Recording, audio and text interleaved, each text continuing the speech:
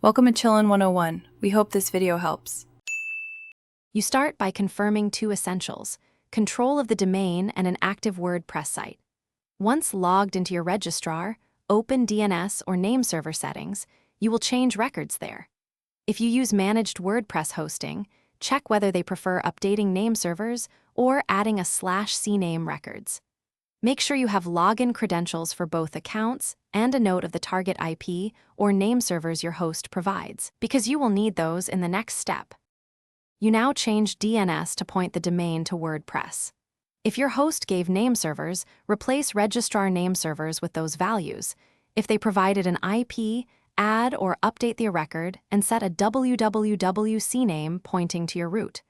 Once done, save and expect propagation. This can take minutes to 48 hours.